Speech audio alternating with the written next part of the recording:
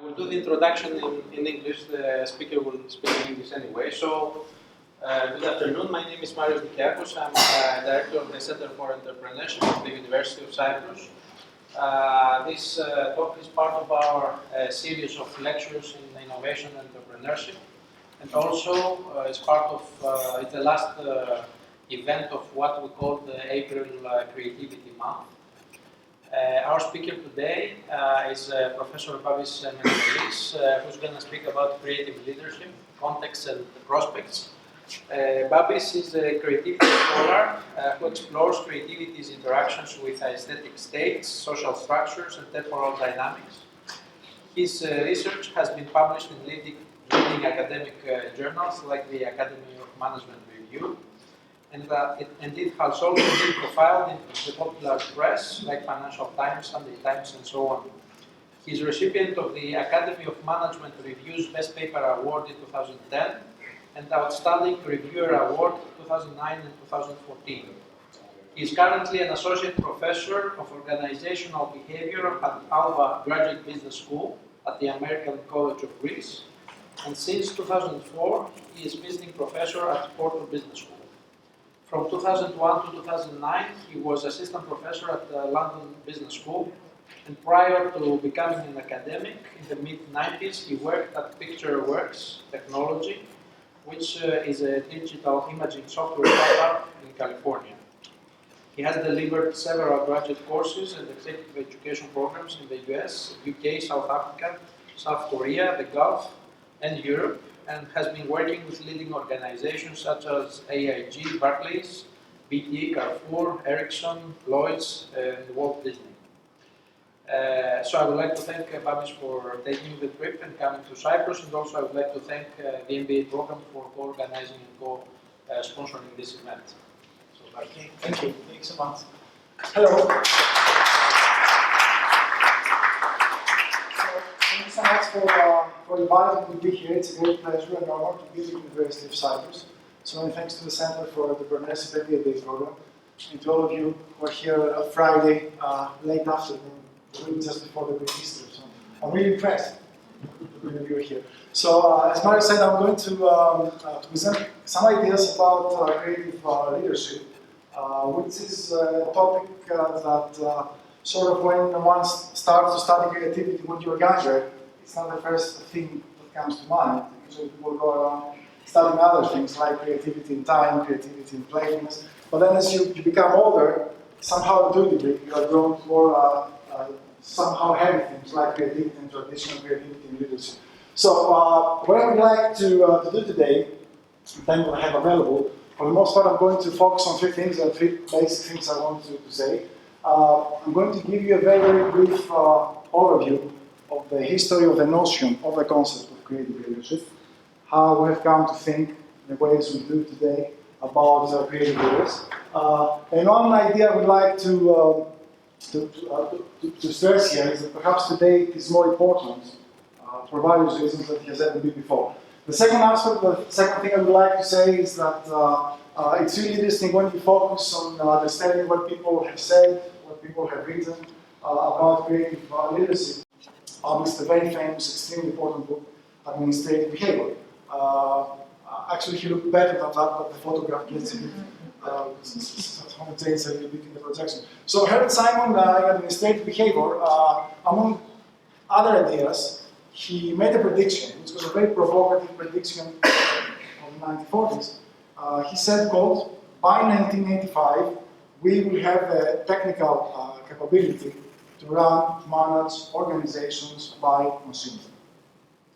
And that, how you can appreciate how provocative, how bold the statement was back in 1947. And because of that, in Administrative Behavior, he didn't devote any chapter or sub-chapter talking about leadership. So there was a book about administrative behavior and had said very, very little about leadership. So as you can imagine, this sparked many debates back then, that continued for nearly 10-15 years. One, perhaps not the most well-known debate, but one that I think it links back to this idea of creative leadership, came by another book that was published about 10 years later, as a book, by Simon-Selznick. And, oh, by the way, just in case, Herbert Simon went on to win a Nobel Prize in economics in the 70s for his work on bounded rationality. He's one of the founding fathers of the fields of artificial intelligence, of decision sciences. Those of you who are in your MBAs, before Herbert Simon, there was very little about quantitative methods in MBA programs. So basically, somehow people think that you can have an MBA, a business school, where people do not have necessarily to study decision sciences and statistics. All these wonderful things that we love. In a way, it was a kind of influence by Herbert Simon and other people. So Selznick, who was a professor of sociology, he published this book, and basically what he said, the title, I think in a way says it all. It's leadership in administration, with the emphasis going to in. In a way, he said that it is impossible, you will never have in society any form of administration that leaves leadership outside. And in that book, basically, he said that no matter what happens in the future with technological evolution, forms of artificial intelligence, we will always need senior institutional leaders. Among other things, he said, because one, machines can never give to organization character. That's what we expect the senior leaders to do, to provide, to give an organization character. The second one is what he called the resolution of highly complex social problems. He said the first order, second order, line managers, usually they have to tackle technical problems, operational problems. However, the very, very top, these senior leaders, they really have to think very creatively about very, very complex social issues. And this is something he predicted machines would never be able to do. And the third one was creativity. And he devoted the last chapter of Leadership and Administration talking about what he called creative leadership. So this is where pretty much the term really comes, originated at least, back in 1957.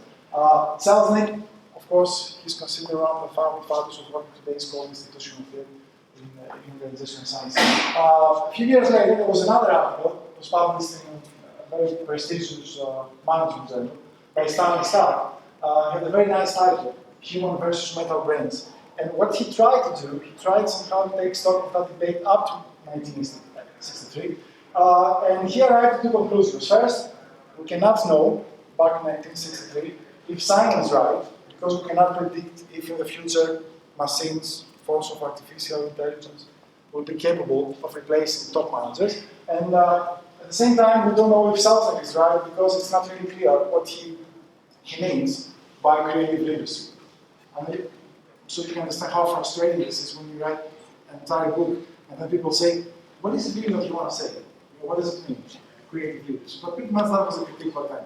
What happened from 1963, I think very recently, people did just a couple of issues of this debate. In my judgment, not the most important ones. There were some really great management authors like Selznick and later Kotter, where they got out of this and they popularized and had massive success in popularizing this idea of leaders versus managers.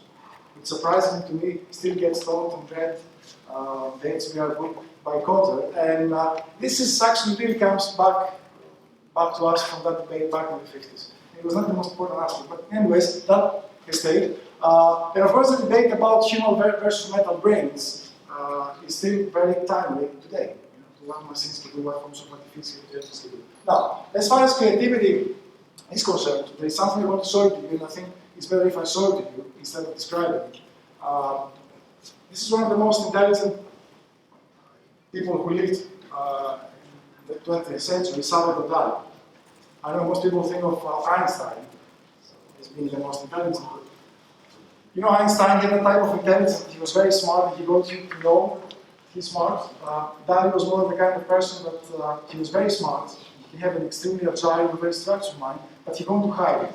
He wanted somehow to project a different question. So, during his lifetime, Dali many times was called upon to answer why, that was a big question, why do we need, what is the reason that we need to have painting? Now technology has created photography. So photography allows us to take any picture to replicate. So why do we need to have paintings? What is the point? And time and again, Salvador Dali was told to answer that. So here it is very, very short interview in 1977.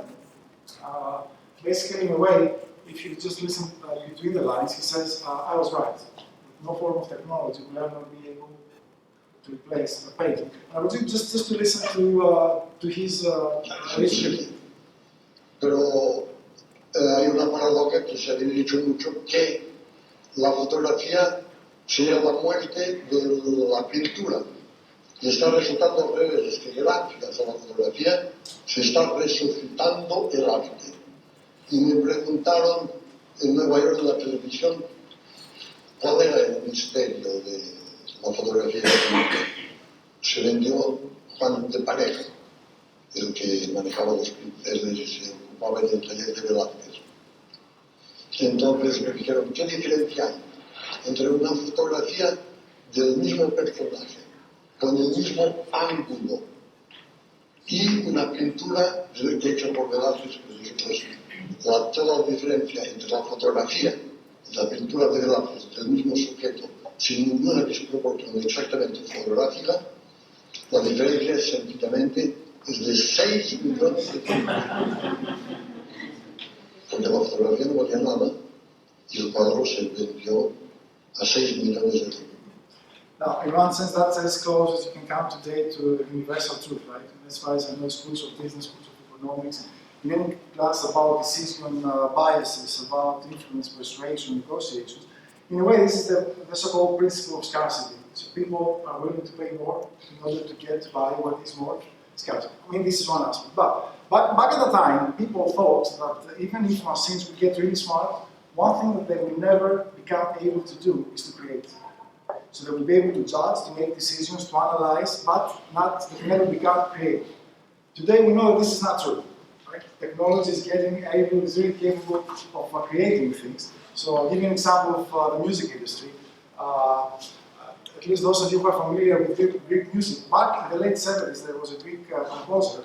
His name is Yorgos Hatzinasios. And he made a prediction in the late 70s. I guess at least his most popular song was the Mathemas of Fez.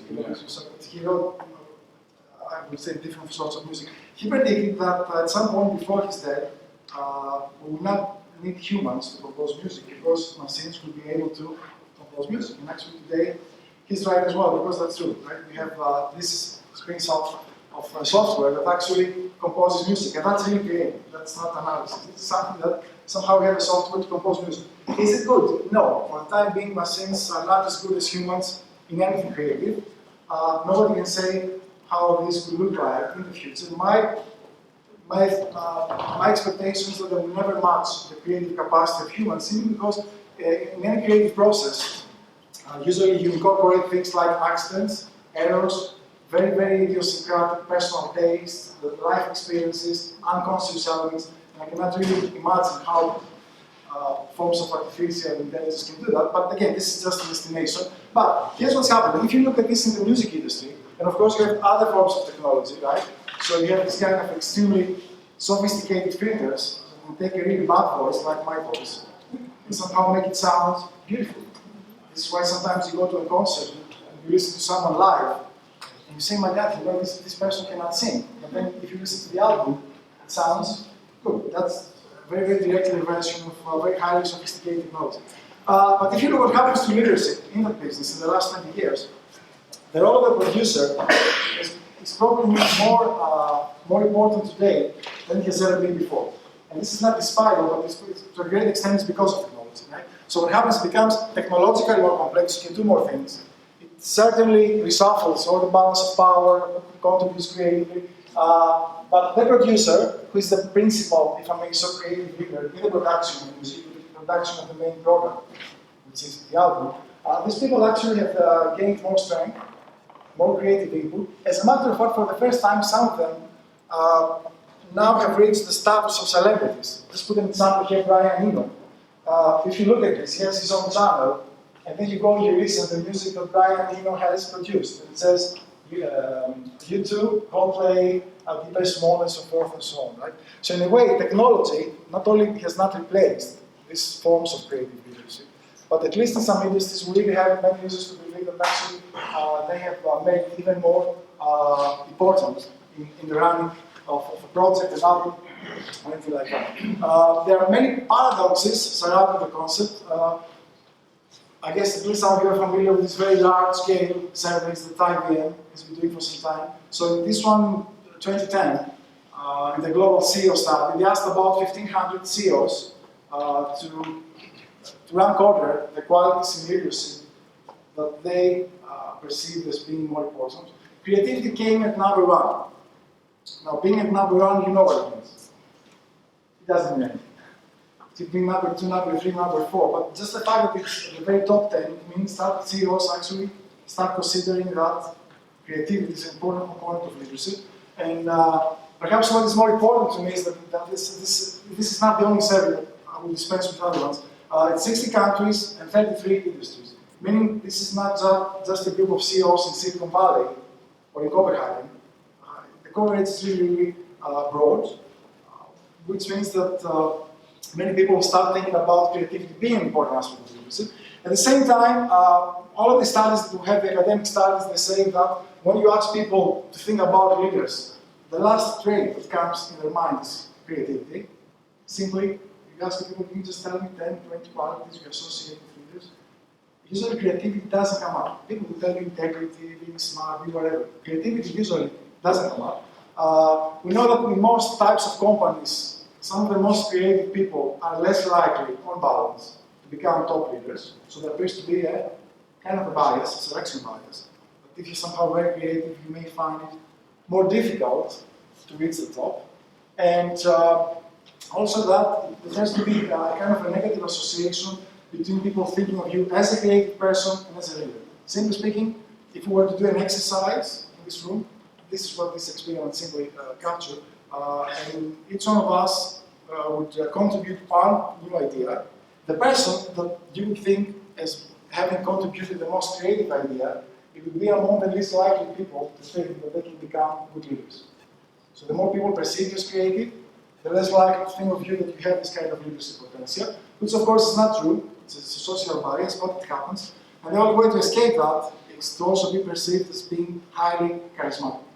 Because if people think you're charismatic, you can get away with so many things, including this type of things. So, this paradox is tend to be around, and very simply, it's a very growing research area. Academics write about it, talk about it. We did this very large-scale study. What we found is that, for the most part, there are three different views about what creative leadership is. These three views do not come from any given research stream, so it's not three different groups of people. More likely, there are like 11 or 12 different groups of researchers, but if you somehow very, very carefully examine how they think about creative leadership, it comes down to three basic views. And surprisingly, the same happens when you look at managers. Just go ask people who run and manage these organizations, what is it that creative leaders do?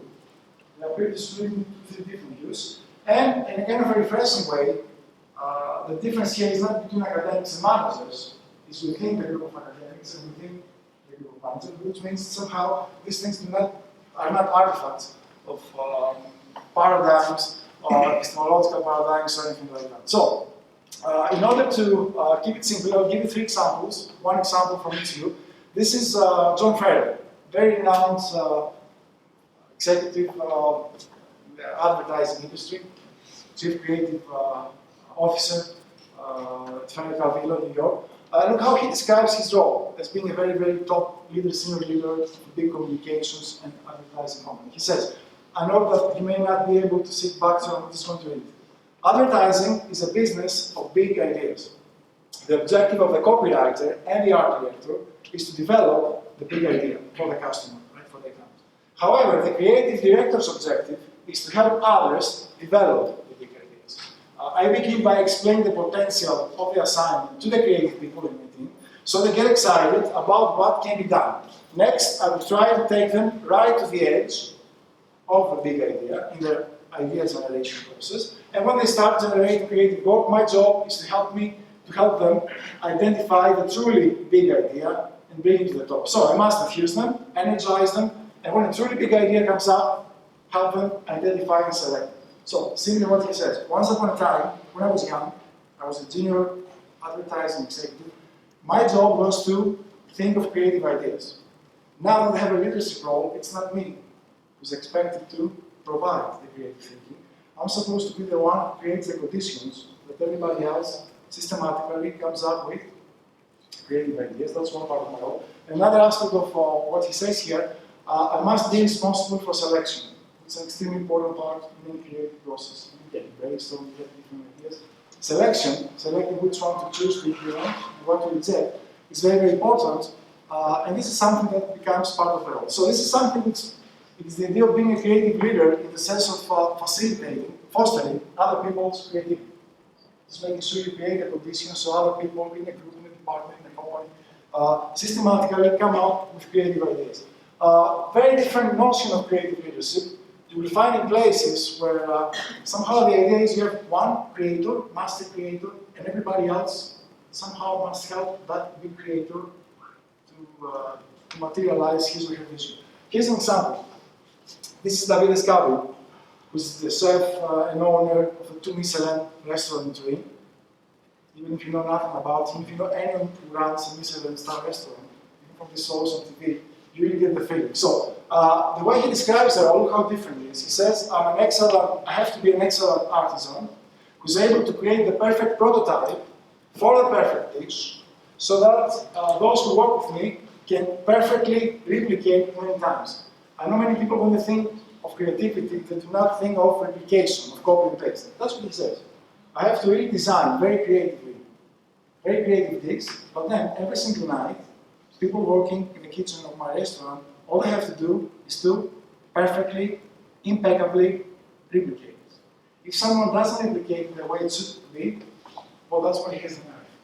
It's extremely strong, it's a very masculine way of doing it. It has to be. And of course, if you ask him why, he says, well, put it bluntly, if people come to my restaurant and they're going to pay a ridiculous amount of money to have my food, it's very clear that they're coming for me. For better or worse. So basically, it has to be my creative identity. We cannot have 6 different people put together and having different type of identities. And the third one, an example I got here is from Harold Claremont. He used to be a theatrical director, drama critic. Except one might say that the director of the theater is the author of the theatrical production, except for the fact that in the collaborative art of the theater, no one can be more than a crucial collaborator. Simply speaking, what he says is that we have loved to be something like a poet, so I can start and finish a creative piece of work on my own. But in the theater, it's impossible. If you want to be involved in the theater, you have to rely on other people, actors, musicians, writers, so it becomes a very, very collective type of activity. And no matter how important my contribution is, people will always know that other people must make extremely important creative contributions in order to create a very nice, a very good creative result. So, and this is a third type of creative leadership, which, well, it's not a compromise, but basically it takes people who contribute creatively in very different ways, and then this type of inputs become somehow integrated into a final product. I'll give you a simple example. I'm sure everybody sees movies, right? You all know the Oscars. So if you look at the Oscars, they have all this ceremony. Oscar for best direction, Oscar for best script, for best music, for best lighting. All of these contributions that go into one movie, just one movie, tend to be very different stuff, different things. So you have different professionals coming together, working together, and the final product of their work becomes a movie. Still, at the very, very end, you, me as the moviegoer, you can watch it and you can say, well, I can see the work of the musician, I can see the work of the actor or the writer. So it's very these highly heterogeneous contributions, and creative leadership in a context like that is how do you take all these people with big egos and their own ideas and make sure that somehow you bring everything together to achieve this type of creative synthesis. It's a different ball game in some kind of place. So, one way to organize this, and I'll just give you something, hopefully you can somehow summarize it. This is very important. These are not leadership styles. I'm sure everybody knows about leadership styles. These are not styles, and one thing we really try to popularize with this idea is that all places where we go to work, they have a certain social structure, and this social structure places some limits in terms of how we can do it. Right? And of course we can try to tackle with it, we try to experiment with it, but some extent, some of these things are already in place before any one of us goes to this place to live. Give you an example. If you're a conductor, right, in an orchestra, classical orchestra, in classical orchestra and symphony, people have an expectation of what the conductor does. And the principal creative responsibility of the maestro is to provide the creative interpretation of the score. By the way, this is the single most important creative contribution when you go to see something about Bach or Beethoven. What is first? Well, that is the job for the most part of the maestro. So, everybody expects the maestro to be directive, to provide the creative interpretation. So, if you're a maestro, you cannot go to a classical symphony orchestra and be too democratic. You cannot say to people, okay, let's think, how should we do this? You know, what do you think? What is your idea? You cannot do it. People expect you to contribute that and actually expect you to be really good and really insightful. And there are many studies that maestros that do not come to as being really insightful, they become rejected by the players. Because the players are not in a position to evaluate if a maestro is really insightful, is really good, is inspirational or not. So, very shortly, in any form of creativity, in any organizational setting, it is collaborative, it's not solitary, right? People who want to do only solitary creativity, I guess, get to do something like becoming a poet or a painter. Any form of creative expression in organizations, by definition, is more or less collaborative. And usually the way it has been studied for the last 30 years is we break it down to two types of contributions. One is what you call creative contributions. It's what most of us recognize as creative, having a creative idea, implementing a creative idea, and so forth and so on. But the second type of contributions, which we call supportive, simply means to be able to support other people to make sure that a creative idea becomes reality. It really comes to be implemented well. And these supportive contributions, you can do it by providing space, psychological encouragement, resources, time for experimentation, support, and so on. These supportive contributions, very rarely, as a matter of fact, I think never become recognized as being creative. However, if you don't have them in place, it becomes very difficult to boost creativity and innovation. So they're extremely important component of the organizational process of creativity. So, very simple model that somehow we put together is we said that any place where you and I work or will work in the future somehow tends to entail some predefined expectations about what is expected from the leader and from the followers in terms of creative collaboration, right? So, for example, as far as the leader is concerned, it can be from very low to high. Some places, if you are the top leader, they do not expect you to be the person who contributes to the big creative idea. Some other places, like for example, a Michelin star restaurant, this is expected to be the basic source. Same true about the followers, can be from low to high. And based on these three basic contexts of creative leadership, we came to call them the first one, facilitating, corresponding to the example I gave you about the advertising agency, was basically that in a context like that, the idea of creative leadership is, as a leader, you should facilitate and foster the creativity of your team in order to maximize innovation and creativity in the organization. In the kind of inverse scenario, where you expect, on balance, more contributions by the leader, which is what we call the directive context, the idea is to help a leader who has a creative vision.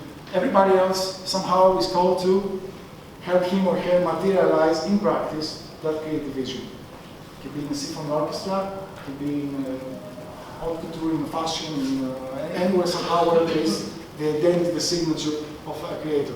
And integrating, which is not half and half, it's simply when you really have very multiple heterogeneous contributions, different professionals doing different stuff.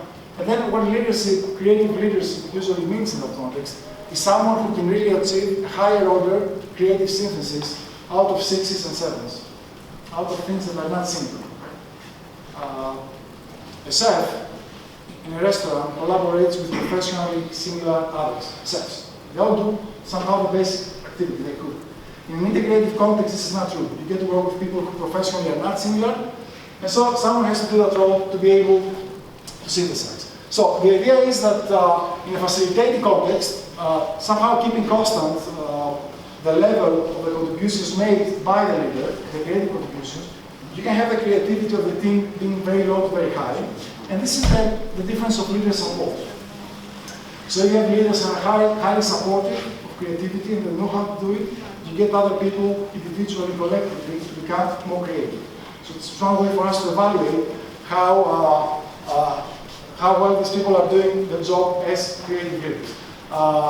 In the directing context, usually what makes the difference between the final creativity is the depth and quality of follower support. Again, in this context, when I'm talking about follower support, this is not, you're not talking about unskilled labor, right? You're talking about people who make really, or are expected to make really high-class contributions. Again, think about the example of the orchestra. The musicians are, you want them to make impeccable, spotless performances in a haute cuisine restaurant. So basically these people can be the top of the game, highly professionals. Well, perhaps you don't expect them to do many things in terms of creativity, but in terms of execution, usually what is expected there is very high quality, world-class, impeccable performance. And in integrating, tends to be more of a story of symmetry. If you do your work 100%, so say, let's take the example of movies.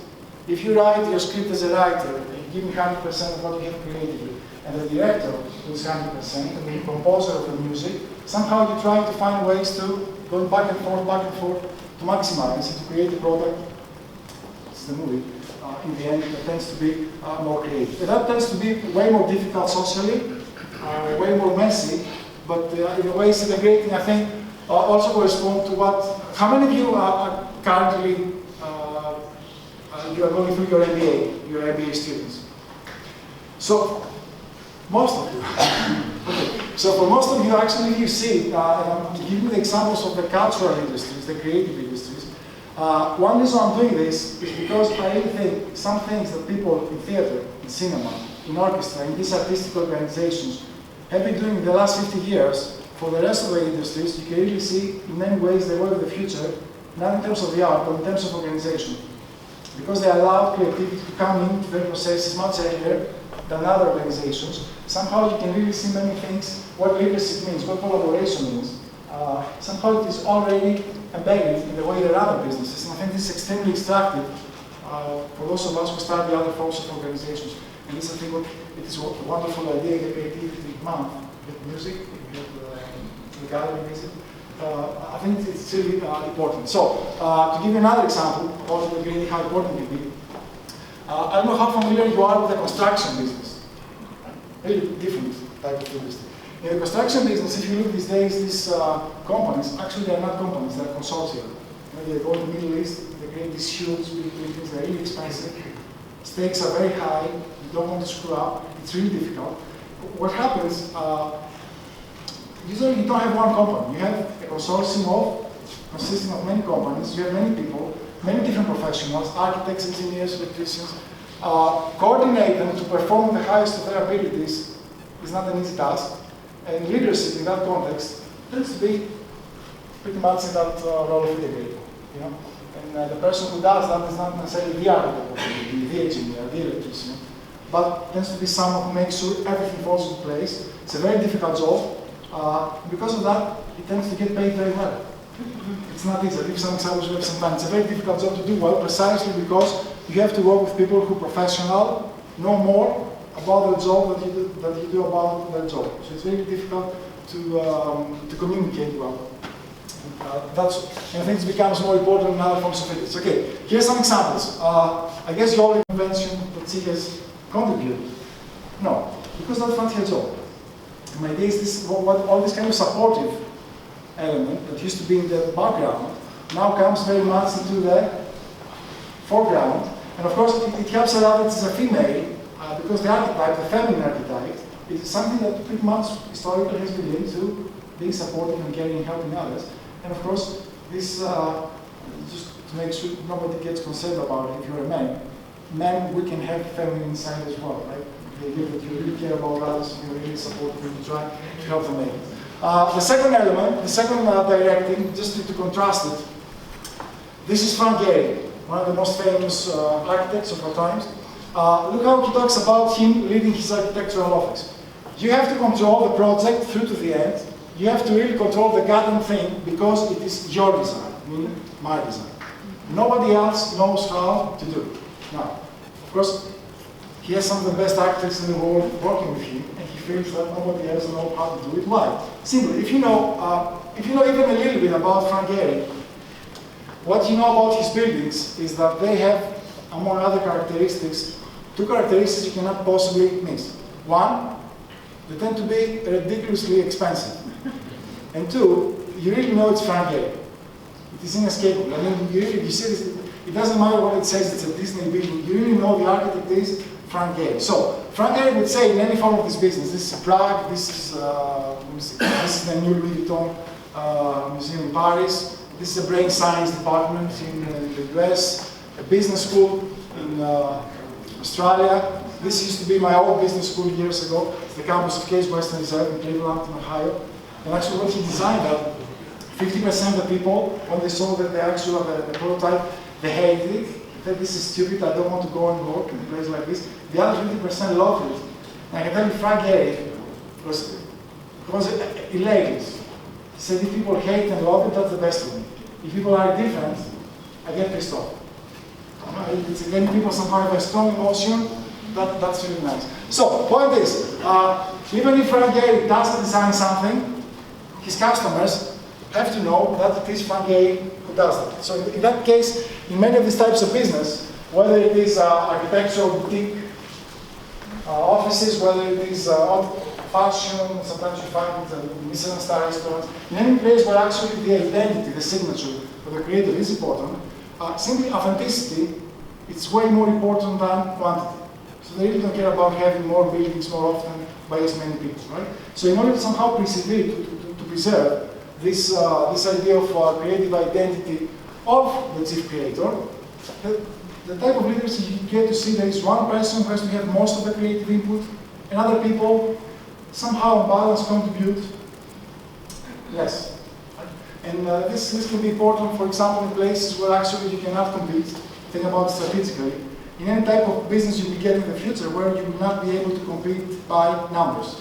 If your competitors are much larger than you cannot compete by numbers, sometimes the only thing you can compete is something like that. Or actually you have something very unique, it's very authentic.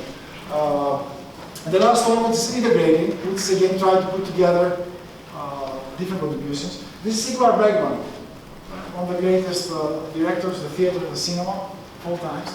And the way he talks about being a director, he says, there is a sensual satisfaction in working in close union with strong, independent, creative people, actors. Look how many different professionally and similar others he has to work. Actors, assistants, electricians, production staff, props people, makeup staff, costume designer, etc., etc. All these people who I have to work with in order to make sure that they understand my basic creative vision for the movie and make it happen.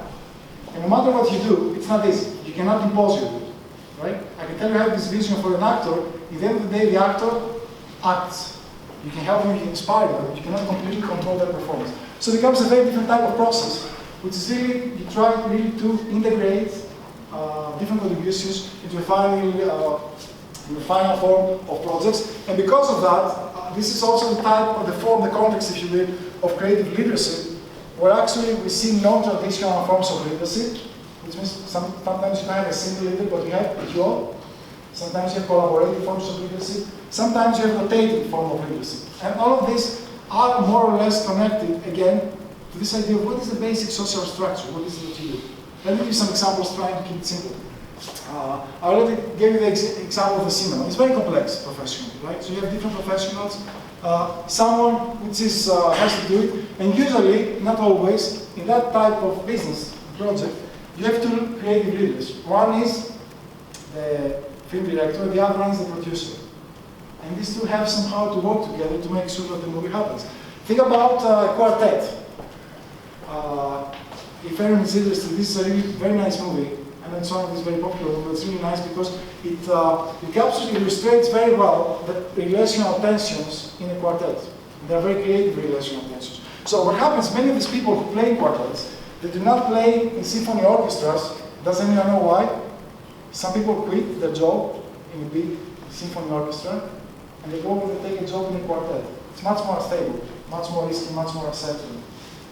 Do you have any idea why would someone do that? Say, I don't want to be one of the violinists in a symphony orchestra, I'm just going to be one of the four in a quartet. Any ideas? Please?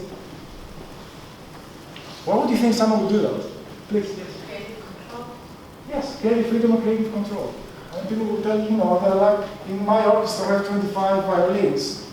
I mean, what is it I can make distinctively? People come to listen to us, they have no idea what is it that I'm playing. And then we have the conductor who's always decides the loves and the solos and everything. Unless I'm doing a solo, I really feel I cannot really have the freedom to express myself creatively after a point.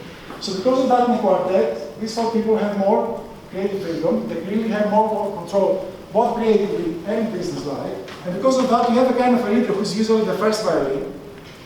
And look how interesting it is. The ethos of this quartet tends to be very egalitarian, very democratic, because it comes as a contrast to the symphony orchestra. However, if it is too democratic, it cannot possibly function.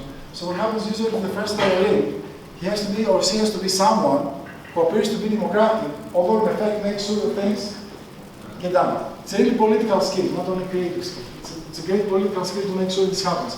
Think about jazz, improvisational jazz. What is the point of having directive leadership in improvisational jazz? It defies the idea, right? So that's what I mean, the social structure, the moment you decide that this orchestra is going to do improvisational jazz, you know that leadership cannot be too fixed or too directive. That's why you have very more flexible, fluid forms of leadership. Sometimes you have people rotating. Think about, actually I'll give you the most complex example that I know, which is the opera. Opera is by far, for what I know, the most complex context of creative leadership. It is so messy and chaotic organizationally, because you have the orchestra, and the orchestra has a leader who is the conductor, but it also has the stage, and it has a stage director like the theater. These two people have to work and rehearse, and each one has his or her own creative vision, and then somehow these things have to come together. You can imagine that this usually is not an uneventful process. You have a class between different visions and how they work together, and then you have the artists, right? You have the singers, you have the tenors. Sometimes they call them divas and prima donnas because they want to have their own creative input. And then you have the parent organization, you have the production managers, and you have the people who lead the opera house. It gets wonderfully complex, it gets wonderfully messy relationally, you have all these tensions. Sometimes it makes you wonder why people create the opera. But a lot of all these tensions, if they get to be managed well, really beautiful things happen in the artistic sense, right? And the skill, for the most part, is not only creating the artistic sense, it is highly political. Someone has to be really great to be able to persuade, to influence, to make sure that you know how people work together to make it happen. So, just to give you some ideas how this fit, and I'm sure we all have styles and preferences, how we like to lead and follow. But usually facilitating, it's more likely to be effective, and because of that, usually it's more likely for you to encounter it in any type of company or organization where the whole idea of creativity is to maximize variation. You have more ideas from more people, more often, and so forth and so on. Directing is linked more to creating and maintaining a very authentic creative identity. And integrating is about creative synthesis. Social structure, usually what happens in facilitating contexts, tend to be more stable, permanent organizations. People have stable jobs. Sometimes if you go to integrated contexts, you have people who do not have stable, permanent employment, but they work in different temporary projects. They carry the professional roles with them. In terms of key leader behaviors, in facilitated contexts, the basic thing for a leader is to encourage creativity, to support it, to create the culture, the structure that somehow motivates that. And then what they usually expect from the followers is to generate the ideas, right? Be someone who really generates good ideas. In the directing, pretty much goes the opposite direction. It is the leader who has to give the creative vision and the creative direction, and you expect from the followers to execute perfectly, impeccably, and so forth, and so on. In integrating, again, you need to do more. And in integrating, you really have, as I mentioned before, takes also networking skill and negotiating skill. In sociology, there is this term, it's status unions, status gardens. Simply, the way we use it here, it means to be capable to know when to bring people together, when to separate people in order to make sure that the goals become accomplished. In this type of context, it's a great skill, it's a very important skill. And to give you this is a fun example, but I think it much captures the quality of this. My father's name is Yanis. So the 7th of January, every year, we always had family coming to visit us at home. So what happened, my father had 2 sisters that hated each other. Not surprising for a big family. So what happens, 2 sisters hate each other, so basically you don't want them to be in the same space at the same time because they're going to fight. Right? The thing is, on the 7th of January, you have to invite both. You have no option, so you get stuck. So what happens, you invite Uncle 1 at 6, Aunt 2 at 8, but somehow they always present at the same time, so they can have a fight. And the way, and I guess it was not only my mother, I guess many mothers have found a solution to this problem, is you split your house, you open your house into different rooms.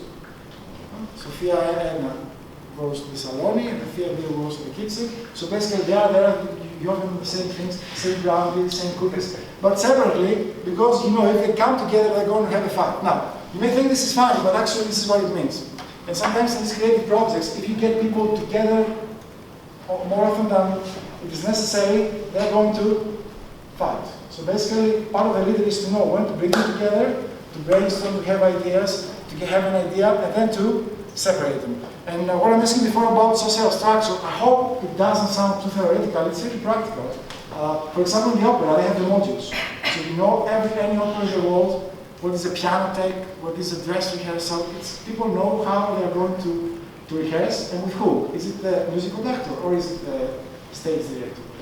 Something similar happens in, for example, the music industry. If you ever go to a music recording studio, you know there are these different rooms, and they can be sealed.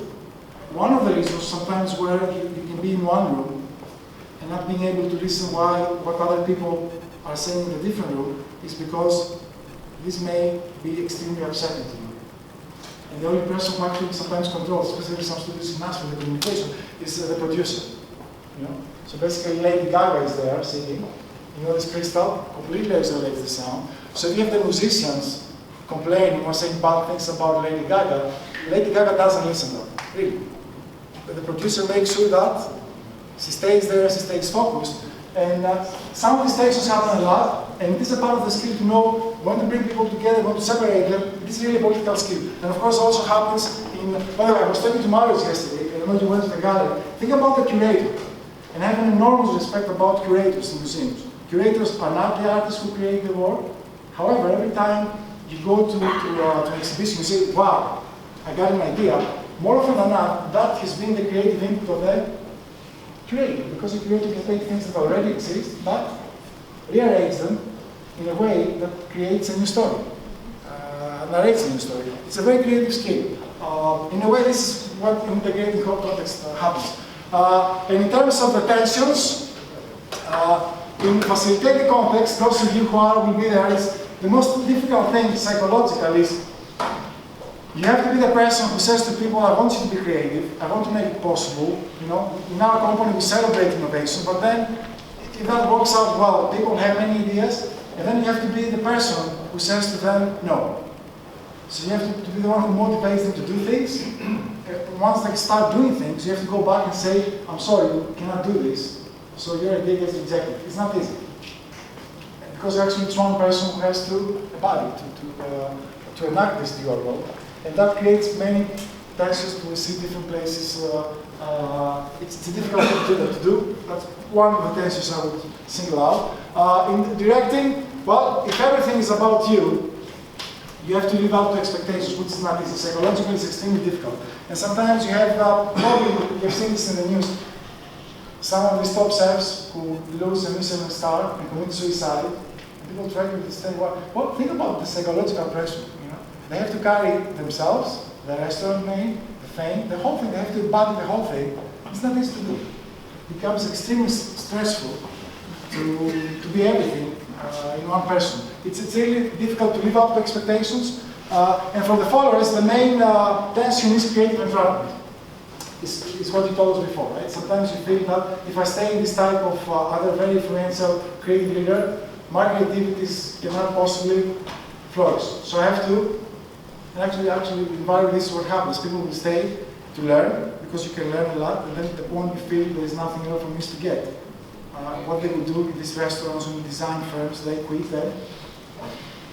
Either like they start their own business trying to have their own creative signature. And as I mentioned, integrating, I guess the main skill is being able to negotiate really well. And by the way, sometimes these are not the people who you see in the foreground, even in the integrated context, but they are the people who hold everything together and make this happen. So I'm going to start here. Hopefully, have some time for questions. But the idea is, just to summarize it, these differences are real, and they are not styles. I mean, we all have preferences, but they really come out of very, very, very structural, real exigencies of all these types of work, right? Which of course may change over time, but as far as they are there, they're very to be. I think it's really important to read well type of situation. So when you go in a place like that, you really understand what somehow is more or less likely to fit. So I think I'm just going to pause. See if you have any questions or comments or examples, perhaps. Thank you very much.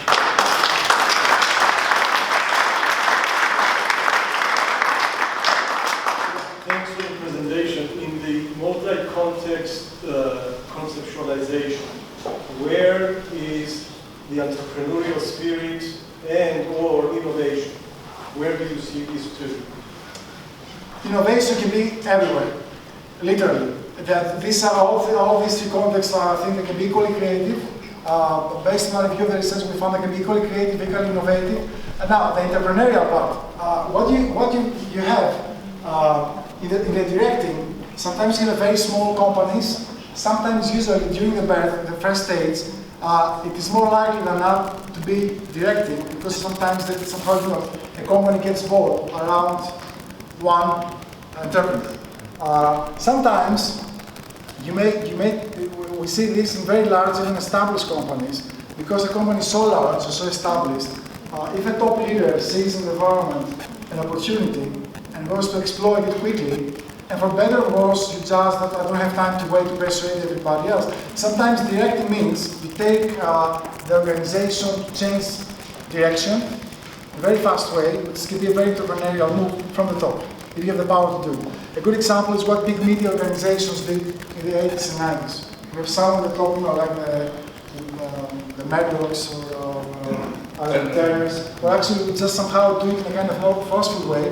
But you cannot say that there was something also created because they were creating something new. So I would say, and then you also have a transition, right? So sometimes you may see that some companies, some startups, they will start more directive, and once they grow, by the way, this is a very important limitation. Directing, it's very difficult to sustain when the organization grows in size. So at that point, you have to make a kind of decision. It becomes very, very difficult to do. So from there, you have some kind of migration of this. So it goes toward facilitating. But in that sense, I would say I see it in directing. And look, in the integrating, what you call the entrepreneurial spirit, most of the examples I gave you about opera productions, theatrical productions, people who run them, especially producers, are very entrepreneurial. They have to be. They have to be entrepreneurial because otherwise it cannot happen. These things are very expensive, and it's so it's a kind of entrepreneurial spirit that gets expressed in different ways. Please.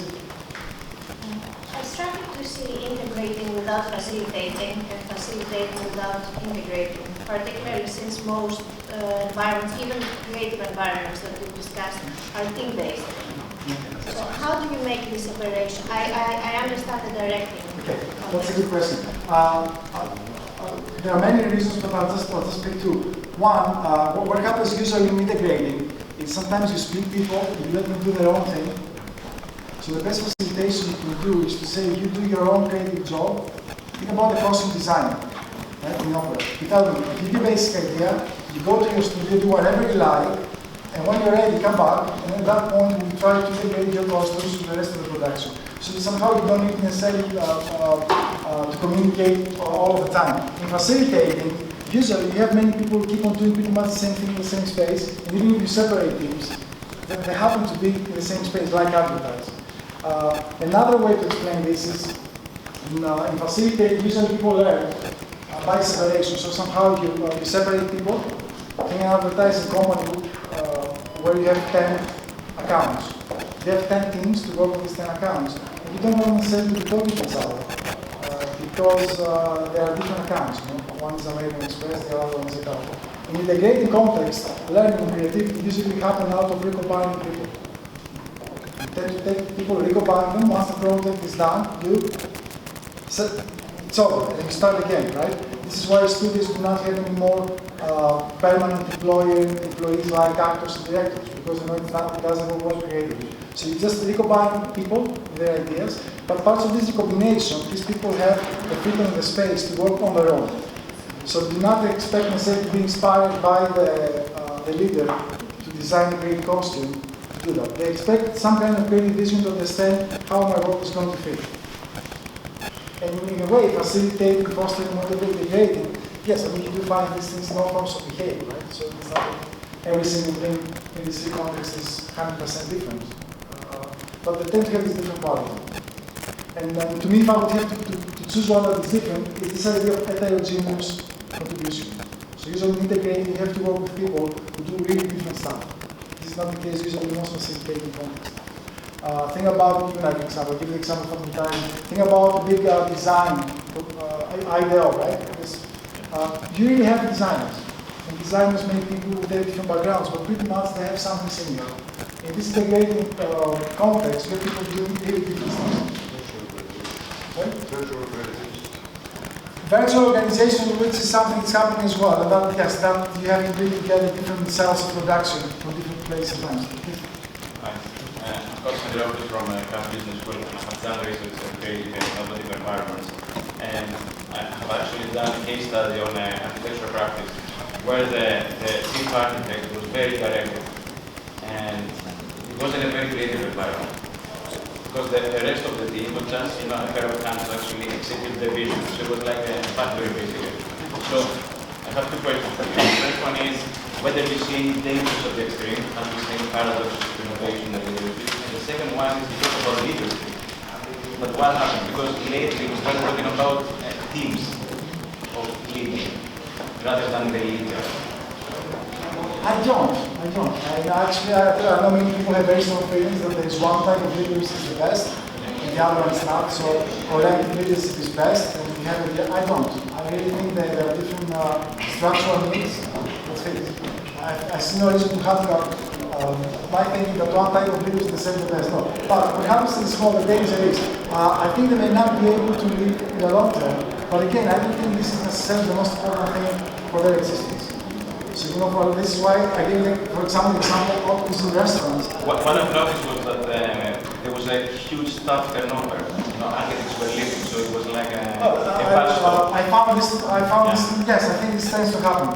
And there are a couple of reasons for that. One is I think people feel that they cannot grow creatively unless they go somewhere else.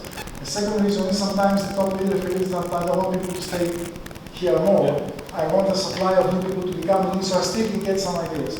So, in that sense, yes, you do have these tensions, but you do have tensions in the other contexts, different nature. But look, sometimes these things, that's why they don't live forever. Because the idea is not to live forever. The idea is it just goes through a course of development, and then you either have to stop it, or it has to become something different, something larger, and then you're right, then you have to move to more, I guess, facilitating or collaborating forms of business. Please. Can you imagine any context where creativity is not desirable, it's not a good thing? Oh, yes. Like, for example? Actually, any context that I'm aware of will be context that actually creativity gets killed very easily. I mean, we tend to associate creativity in the past with artistic indices, but I think most scientific organizations is true. In many organizations, to be. Look, I think creativity in any sense, here I started focusing on the idea of creative leadership. Creativity, look at it from the point of view of all people in the organization. I think some forms of creativity happen everywhere, anywhere. The question for the leaders is the form of creativity that you really want to have? I mean, I've seen people doing, responding creatively to problems, even in the most bureaucratic organizations. It's just that their ways of being creative is not what ideally you would want to have. you know, because there are just actually ways to cut through red tape, to bypass problems. So they use the creativity how to do that.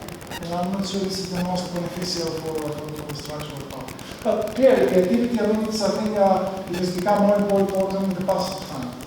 You know, many organizations can do that's why I think this debate back in the 40s was interesting to me. Because in a way, so many types of work that people used to do, I think pretty soon machines are going to be doing this type of thing. So the point will be probably we'll have to be doing something more creative to be able to sustain this work. So if there are no more questions, let's end this program.